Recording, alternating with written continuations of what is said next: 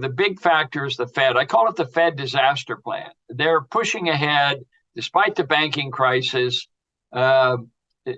causing difficulty with mortgages going up.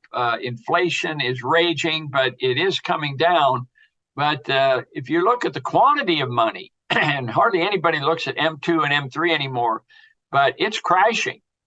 The Fed is currently in disaster planning mode. What does this mean exactly? We're going to find out in the market implications with our next guest, Mark Skousen.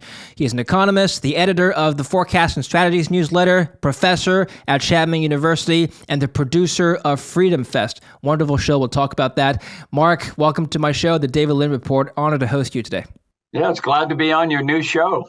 Thank you for being here. Now, for those audience members who have not seen your work before, you're famous for a lot of things, but in particular, you've correctly called for the 1987 stock market crash in October 1987, more than 30 years ago. Prior to that crash, a few months before, you had sent warning signals to your clients. Tell us about that. How did you figure out that the market was due for a big pullback back then? Well, that goes back a long ways. We're talking about 40 years ago, and seems like it a long time ago. But the summer of 1987, there was a book that came out saying how anyone can become rich by being a stockbroker and how easy it is through selling of mutual funds. There was a lot of I think there was a kind of attitude that the market could only go up, and that's kind of a dangerous type of situation. And also, computer trading had just really gotten started, and so computer trading was had a bullish trend to it. So I think it was pushing the markets up too far, too fast. So I didn't really predict a crash. I simply predicted that the market was overbought and a major correction could happen at any time. And then we had the greatest crash in our history. Market fell almost 23%. It was 500 points on the Dow, and it was quite a wake-up call. But, I learned from that, even though I predicted it. And in fact, October 19th, 1987 was my 40th birthday. So it was a subdued party with my brokerage friends, my broker friends. But the thing that I learned from that is that the Fed has put in a number of, the government has put in a number of protections against a crash. So the markets can be stopped if they drop 5%. The Fed has a protection team that can come in and buy huge amounts of assets, mortgages, treasury securities, and even stocks if they want to through the futures market. So there's all kinds of indications. So they can't stop a bear market. And I do think we are in a bear market right now. And we could actually be seeing the beginning of a secular bear market. You remember we had one from 2000 to 2010. The stock market in the United States went nowhere for 10 years. So that's a possibility here with the continuing excessive spending by government, by the Fed raising rates and being very tight money, going from easy money after 10 years to tight money. The Biden administration does not encourage entrepreneurship. They're loading up on regulations, particularly in the environment. So there's a very negative atmosphere out there, despite the efforts of free enterprise to constantly come up with new ideas and new products and so forth. There's a real battle going on right now. And frankly, the market is losing this battle right now. We're in the 300th anniversary of Adam Smith's birth. I'm wearing an Adam Smith tie, and in the background is my totem pole of economics. And I have Adam Smith at the top, followed by Keynes, and then Marx is low man on the totem pole. But Keynes and Marx, I think, are advancing while Adam Smith is retreating, unfortunately.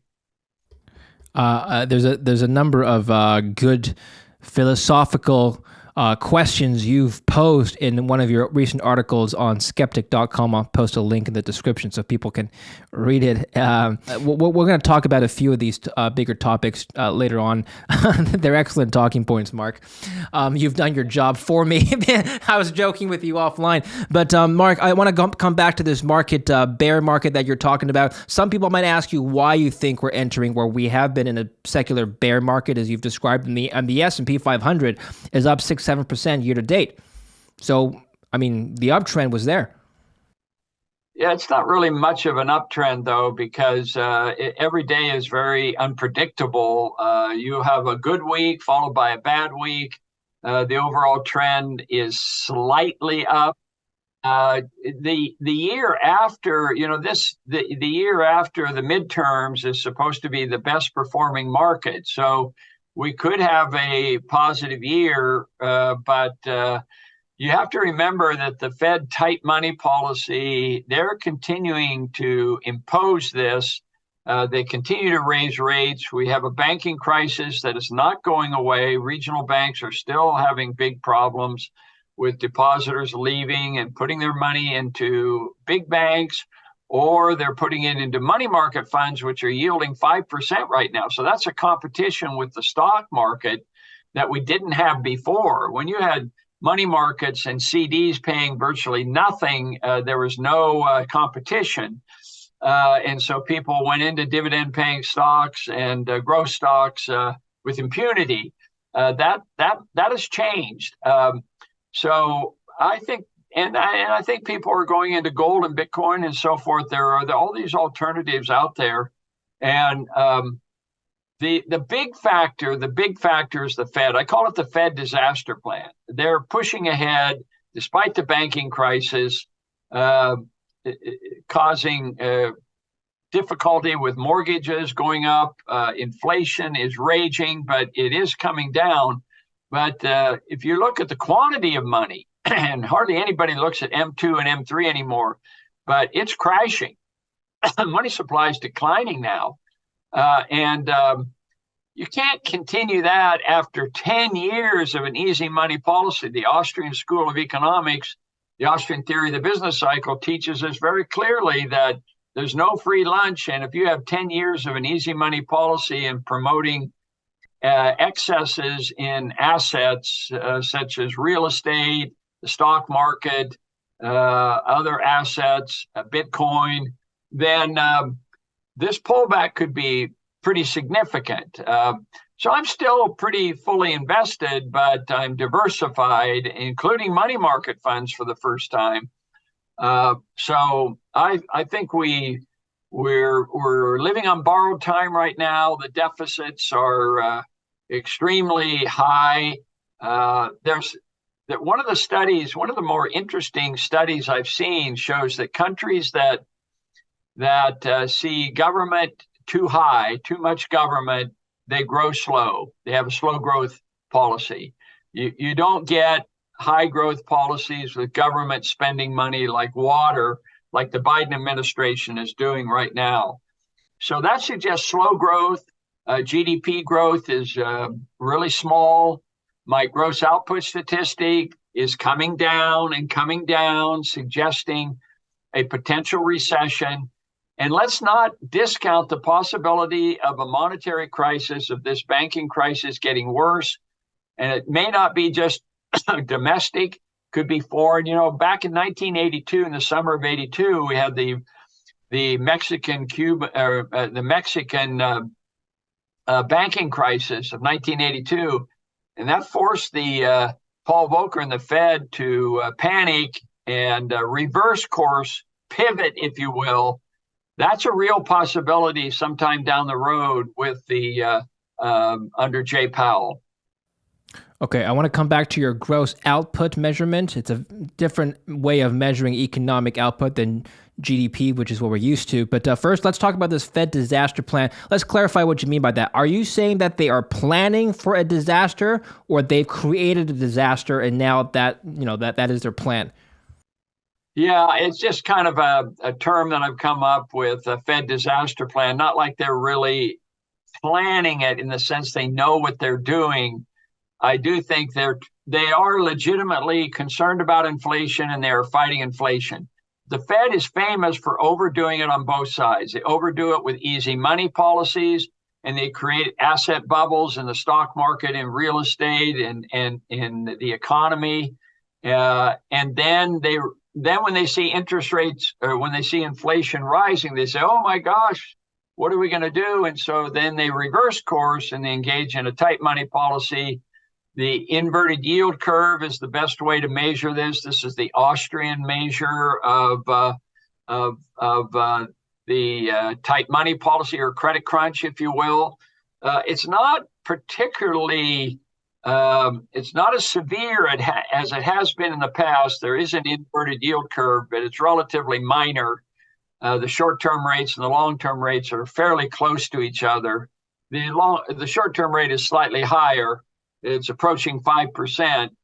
Well, the long-term rates are 3%. So it's definitely an inverted yield curve. And we've had a recession every time that we've had the inverted yield curve in the last 30 years. So I think it is a disaster, whether they plan it or not. I just think that investors need to be cautious, even as they stay invested. I have dividend-paying stocks with companies that are sound, and will continue to raise their dividends from what I can tell. And that's the kind of investment you want during this kind of uncertainty. The short end of the curve, the 2-year yield, has it's come down from its March highs. It's now at 3.97%. It was above 5%, and it stayed relatively constant for the last month and a half. Is the short end of the curve predicting an end to rate hikes, you think? Yeah, I think that's exactly what they're predicting, because this banking crisis is not going away. At some point, I think they have to reverse it. And the futures market is anticipating that. But the Fed is not so far. In fact, just last week, Jay Powell said the consensus among the board members was we haven't finished raising rates.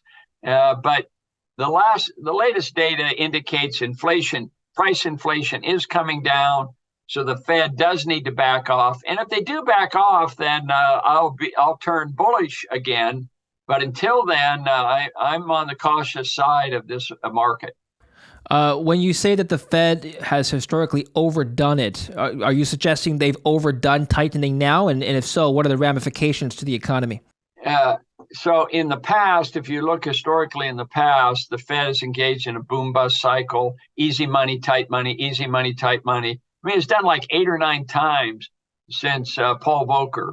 And this is we need a stable Fed policy. If we had a stable monetary policy, we would be in a much better shape than going through these constant crises, which only increases the size of government and makes deficit spending even worse, we're digging a hole that's getting deeper and deeper.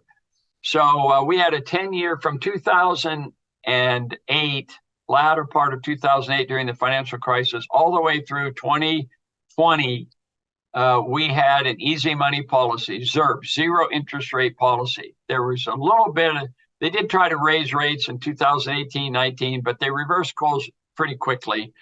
And so you had this easy money policy. We had the mother of all bull markets. I predicted it. I was on CNBC, and you can see right below, mother of all bull markets in 2018. We're right in the midst of it. And it seems to me that the Fed then reverses policy. Whenever they reverse policy, there's no free lunch, and you have to pay a very heavy penalty to get back to normalcy. And that's what the Fed is doing right now. And yes, I think they're overreacting to this. They have their typical Fed speak. Jay Powell sounds very calm. But from behind the scenes, the Fed is really worried about what's happening with these banking situations. This is the stuff that's not being taped, that's not being recorded and not being reported to the press. But you can better believe in the background, they are really worried because they've done just a lousy job. The our monetary policy is fragile by design. To use a quote from Columbia professor Charlie Colaramas. So that's the attitude I have, that they overdo it on both sides, in both easy money and tight money. Well, Mark, you say that the Federal Reserve is worried about the banking crisis, as they should be. You're right, but what can they do to prevent a banking crisis from the banking crisis from escalating or a complete meltdown? People vote with their feet, Mark. If investors or depositors don't feel safe, they're going to take their money out of the banks. The Fed can't stop that. So what can they do? Well, but consider why the run on the banks occurred in the first place with Silicon Valley and Signature Bank and so on. What happened was that these banks were poorly regulated. They invested long term in government securities, and they could put on their books that what the value is at maturity. They didn't have to mark to market. And because you don't have to mark to market, that's a Fed disaster plan. And the San Francisco Fed did not do its job. Everybody has looked at this and said they didn't regulate at all. They didn't go in and say, by the way, you realize that your strategy of investing in long-term bonds that have lost 30% in the last year is not a good strategy. So that's why Peter Thiel took out $50 million out of Silicon Valley Bank. That's what caused the run, from what I can tell. I mean, he was maybe he knew something that others didn't know, but he and lots of others took their money out, and we're paying for it as taxpayers. You know, the FDIC is basically bankrupt because they've had to pay out so much money. Now taxpayers are on the hook to bail out all these banks. If you were Jerome Powell, and I understand that Jerome Powell is not head of the Treasury, he's head of the Federal Reserve, but if you were Jerome Powell, what would you do or say right now that could ease the public's concern of a further escalation of the banking crisis? Well, first of all, he has to use the bully pulpit to criticize the Biden administration for overspending and creating huge deficits. We're at full employment. When you're at full employment, even the Keynesians say you should have a balanced budget or even a surplus. We do not. This is why this debt ceiling crisis, it's basically, I love the debt ceiling. I think it's basically a balanced budget amendment.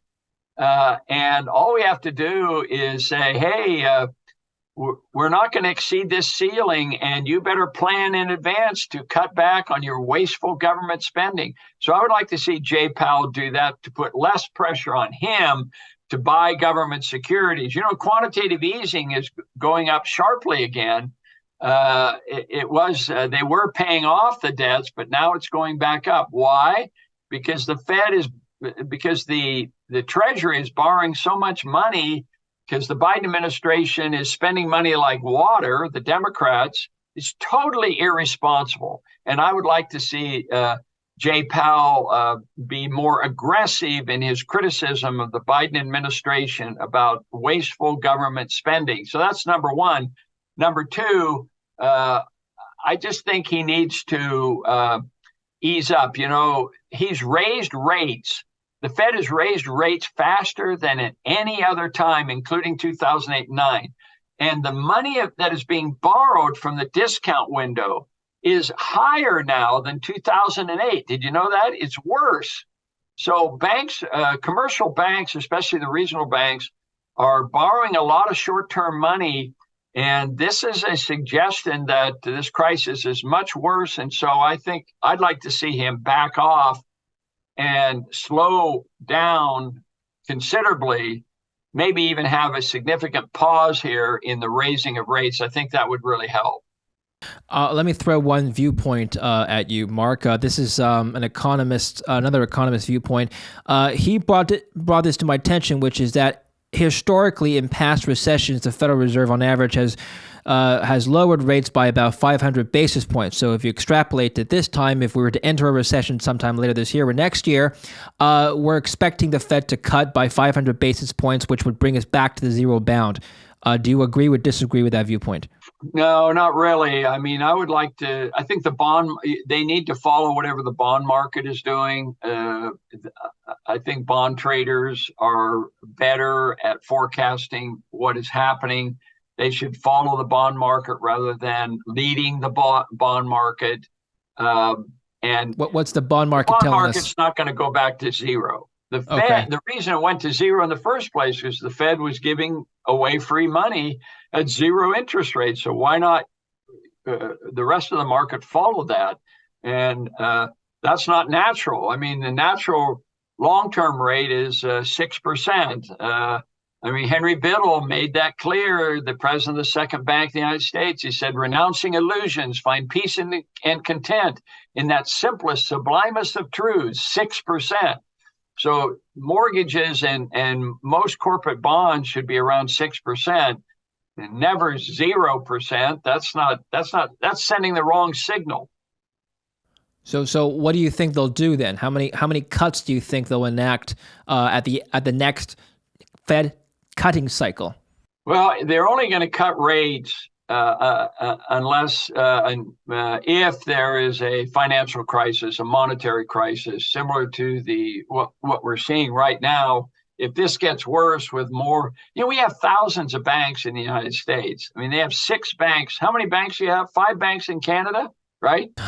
The big ones, yeah. They're all chartered banks, by the way, but yeah.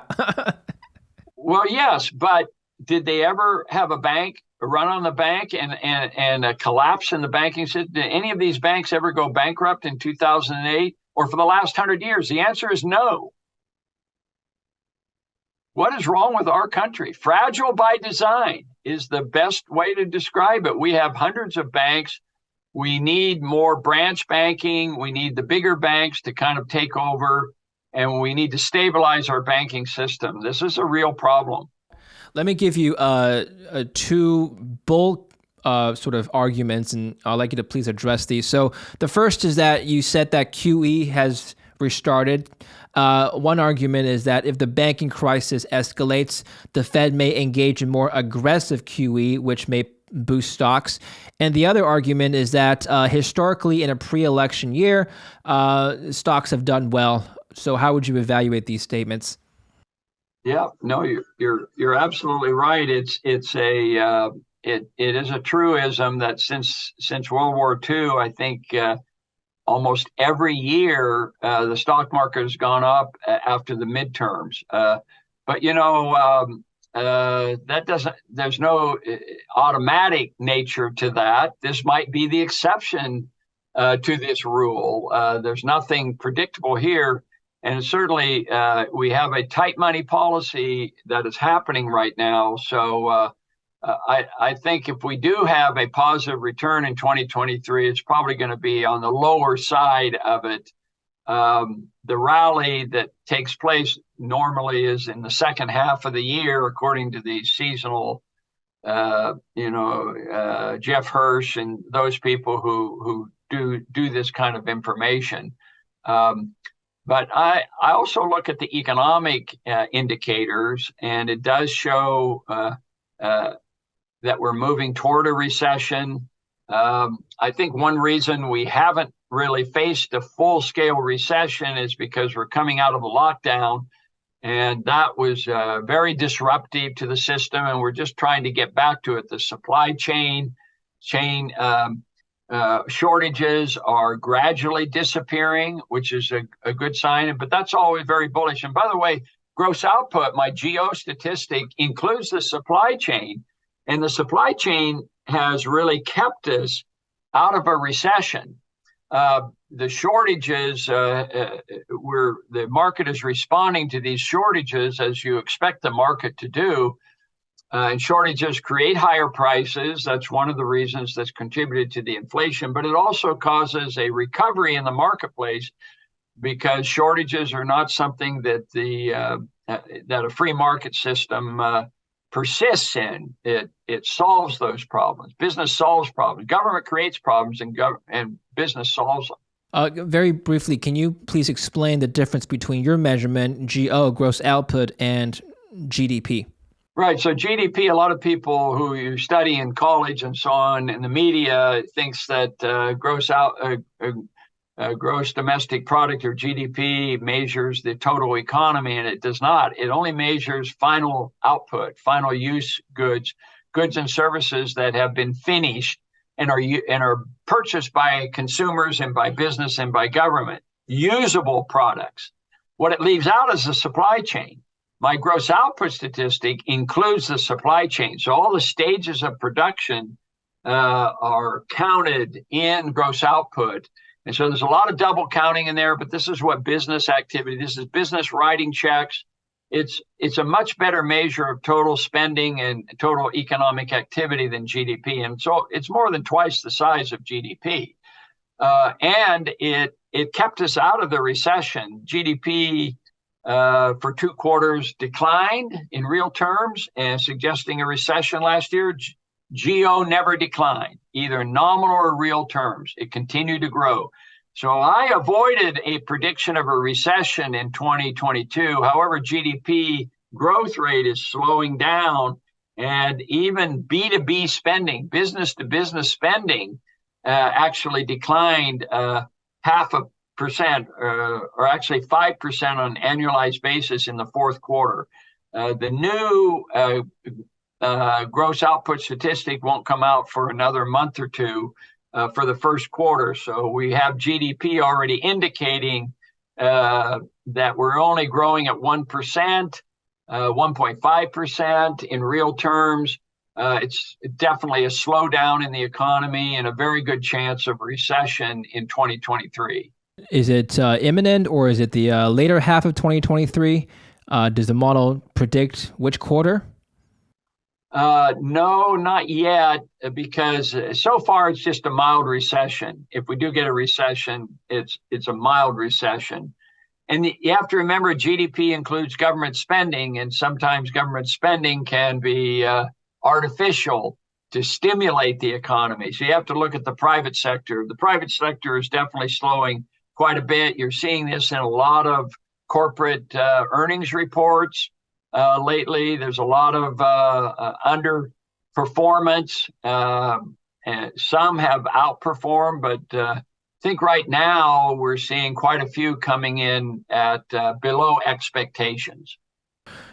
In your article that you wrote for skeptic.com, the very first question that you posed, what an excellent question. What is the secret to the success of capitalist nations, which have grown by leaps and bounds in the past 200 years? I'll let you unravel that.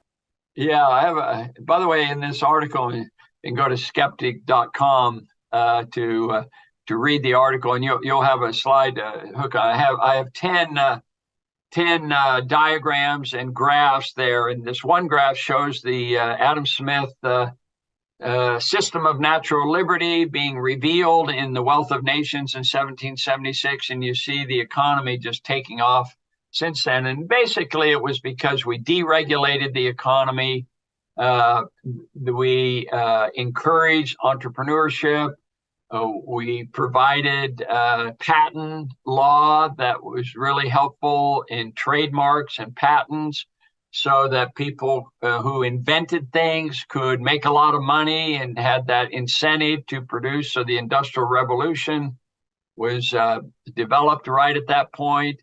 So I think a lot of it came together, and government was basically laissez-faire, and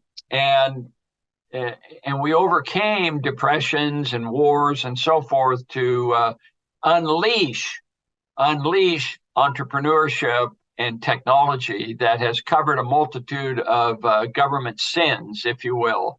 So even though government has grown, entrepreneurship has still been kind of left alone. Our micro model of laissez-faire is still very much in play here, in terms of a laissez-faire environment, especially with globalization, so that many countries can engage in entrepreneurship without excessive regulation. Now that's changing. Regulation is growing. Government is the EPA, what they're doing. Some of these other government agencies are a little bit scary, to be honest with you. And we'll see to what extent that really slows down this process. But we can celebrate. Oh, and by the way, free trade is the number one thing that the Adam Smith model. The Adam Smith model is basically pro savings, pro entrepreneurship, very key. Limited government, kind of laissez-faire government, very key. Sound money is really important. Deregulation and free trade. And of all of those, the Adam Smith free trade part of that model has been the most successful of those 5 criteria of the system of natural liberty that he developed in The Wealth of Nations. Adam Smith's free trade model has certainly propelled many nations out of poverty around the world.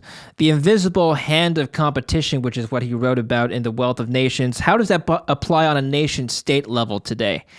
Do you think the U.S. is being challenged by other nations in its economic hegemony?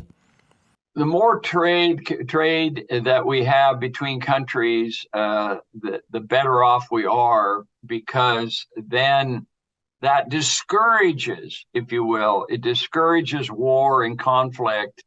Yes, it displaces workers, but as I tell my students, among the 3 factors of production, land, labor, and capital, labor is the most flexible. You can be retrained. You can start a new job.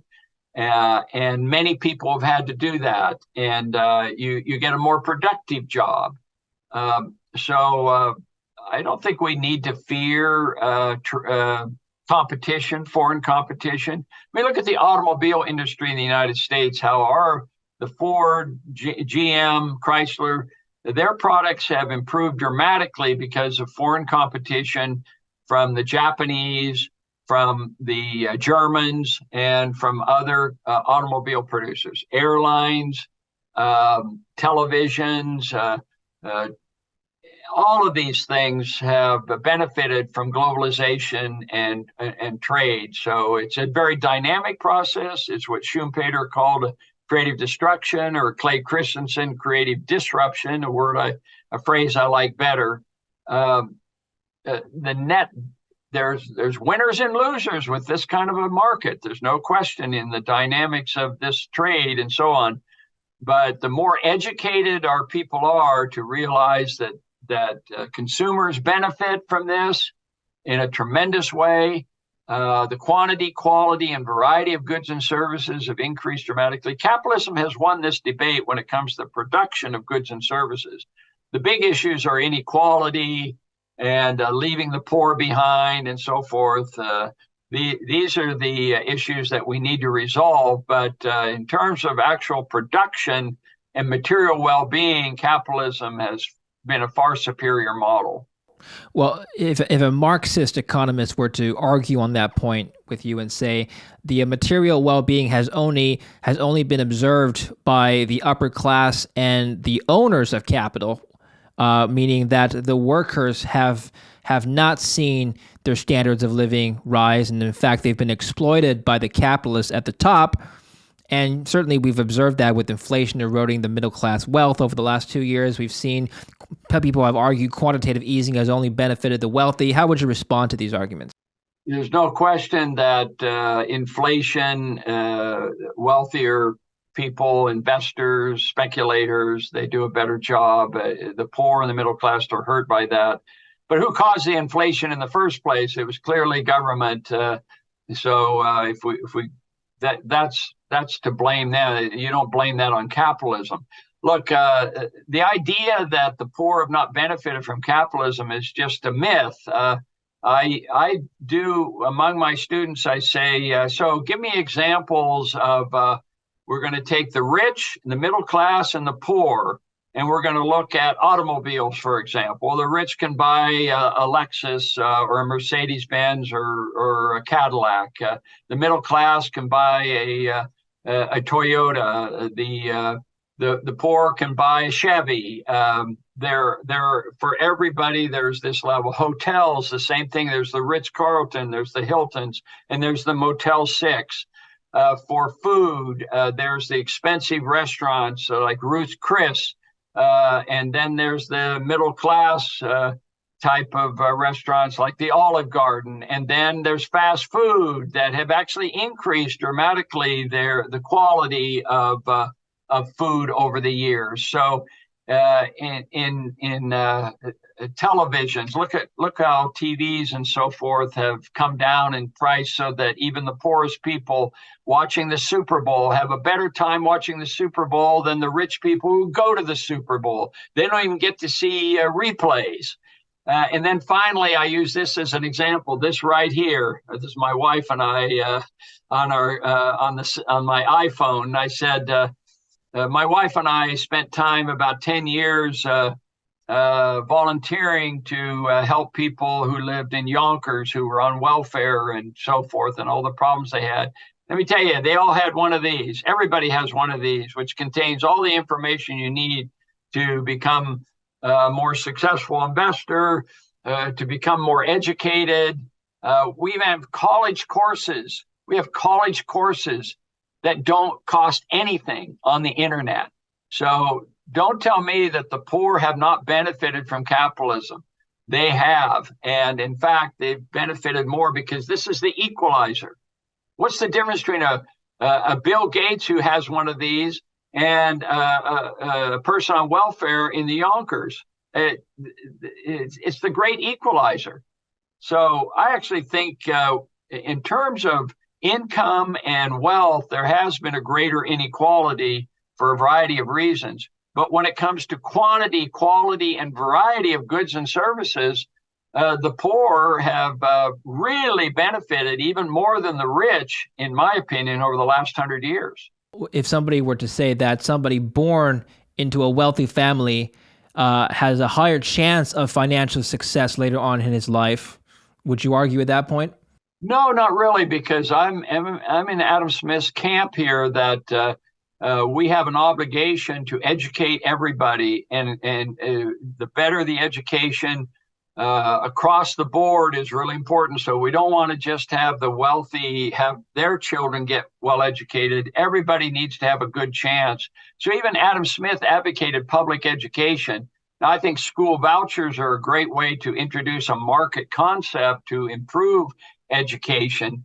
I mean, let's face it, our public schools have failed us terribly. Even here in California, it's like 30% of students have acceptable levels of math and reading skills. Only 30%. I mean, that's failure. The public teachers should be ashamed of themselves that they have allowed this sort of thing to happen. I'm an educator myself, and I really work hard to educate my students at the college level because they've come with a very poor education from their high schools in many cases. We don't have time to go through all of your excellent questions in your article. I encourage people to read the article. You've explained all your talking points in detail. I'll put the link in the description below, so please take some time to read Mark's thoughts later after the interview. But I do want to touch on this point.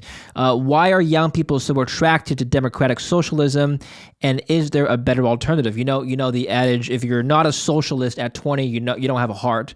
And if you're still a socialist at 40, you don't have a brain. Do you agree with that? Well, I think it's just a lack of education. I talk in my article about how I ask every student, and I've done this at institutions, even Hillsdale College. I say, okay, I put on the board from each according to his ability to each according to his needs. This famous statement by Karl Marx. And I say, does this sound like an ideal society? You work hard, you get what you need. Doesn't that sound acceptable? And that's what socialism is all about, basically. Everybody works hard, and then you share the wealth, so everybody gets what they need. The problem is, I said, students, put your economics hat on, and let's analyze this. So what do you need for what do you need to live on? Give me your basic annual income to live comfortably. And students will vary from 30,000 to 100,000, depending on where they live. California, they put a pretty high level. Michigan, it's 30,000. And I said, so what happens if you earn more than that? And the answer is you don't get to keep it. It goes into the community pot to help those who are less privileged, less opportunity, and don't make the 50,000 that you need to live on. And I said, so what's the marginal tax rate on that? So David, what is the marginal tax rate above what you need? Ideally zero, but right. but you're being, how much do you get to keep above your needs? It's usually I would say 50%. No, you don't get to keep any of it. It's 100% marginal tax rate. That's what happens under socialism. There's no incentive to earn more than you need because that money is taken away from you, put into a community pot, a community fund to pay for those who make less than $50,000 a year or $100,000, whatever your needs are. So there's no incentive to earn more than you need. That's the problem. And then for those who don't earn what they need, they earn $30,000 instead of $50,000. They automatically get a $20,000 amount up to $50,000. So there's no incentive for them to work harder either.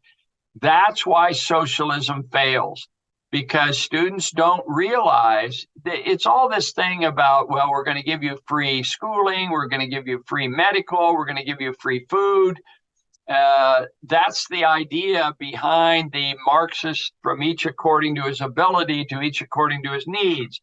Socialism doesn't work because it doesn't provide the incentive to work hard beyond your needs.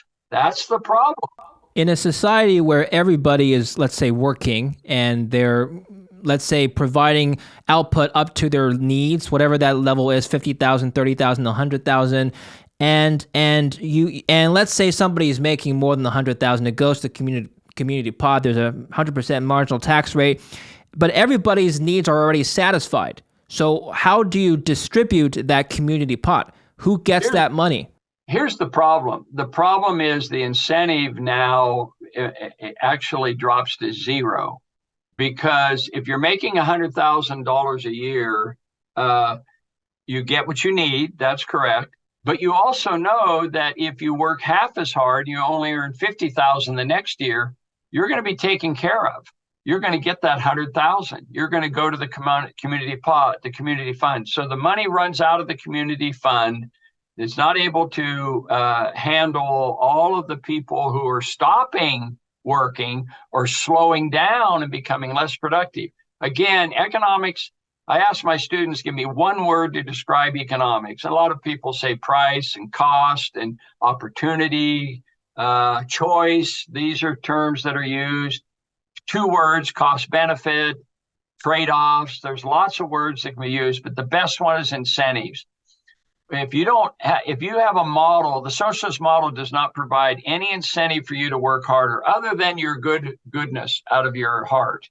And after a while, that kind of grades against you. Besides, you want to have some money yourself to make your own decisions, to start your own business, to start your own foundation, and to do good of your own free will and choice. And socialism denies that. So my opinion is socialism is appealing to young people because it sounds good on paper. It sounds good that you get free college tuition. It sounds good you get free medical expenses. It sounds good that you have free food and insurance, and you get to travel around the world and all this sort of thing. But who's going to pay for it? There's no such thing as a free lunch, and you need an incentive system with some kind of a system. You also need a system, and Adam Smith talked about this, and Adam, to help those who are discouraged, who are not that productive. They need to have help, but that needs to be a means test. You want to make sure you avoid the problem of giving money to everybody without any incentive or any requirement for there to work. That destroys what is called the accountability principle, the user pay principle. Socialism is a denial of the accountability principle and the user principle. Excellent. All right. Finally, let's talk about Freedom Fest. Give us a teaser. Great show. You're the producer. It's coming up in the summer. What's happening this year? Who's in the lineup? Yeah, every year we do Freedom Fest. It's an intellectual feast, and normally it's in Las Vegas, but every other year we go to another town. And this next year we're in Memphis, Tennessee, which is uh, the birthplace of rock and roll and jazz in many ways. Along Beale Street, it's where Elvis Graceland is located, and we just have a great program lining up with all kinds of great speakers. We have over 200 speakers. And I was going to say Kennedy from Business, from Fox Business is going to be our MC. And again, we have lots of free market economists, authors. We have Douglas Brinkley, America's historian, coming and speaking. Michael Schellenberger is coming and speaking. Steve Moore, Steve Forbes. There's lots of people that are going to be there that are going to give us solutions to our problems. We're not going to just sit there and wring our hands. We're there to network, to learn from each other, to celebrate liberty and what's left of it. So if people go to freedomfest.com, they can see the whole list of speakers and attendees. And our mock trial this year is going to be on the open border. Should the border be open or closed? That's going to be a good debate. We have lots of debates at our conference. We have a 3-day investment conference. We have the Anthem Film Festival. We even have a libertarian comedy show. It really is a lot of fun. If you've never been, this is an opportunity to go. And I know, David, you've been there before. It's a great place to interview people. And by the way, one of the cool things about Freedom Fest, and by the way, the dates are July 12th through the 15th in Memphis. And one of the great things about Freedom Fest is we have no green room. We have no place for speakers to hide. So you get to meet your speakers. How often have you gone to one of these big conferences like the Milken Conference or SALT or what have you, and they bring on the big name speaker and they come off a stage and they disappear. You never get to ask them a question. That doesn't happen at Freedom Fest. You get to go up to Steve Forbes and all these other great speakers and ask them. And we do have some top names, some celebrity speakers that we're just confirming. Well, we can't now announce right now, but could be pretty exciting. Excellent. Well, best of luck. Yeah, you have a fantastic speakers list. I'll put the link in the description below. People can check it out. Thank you for your time today, Mark. Thank you for educating us, and we'll speak again soon. Thank you. Thank you, David. And thank you for watching the show. Please subscribe, and don't forget to stay tuned.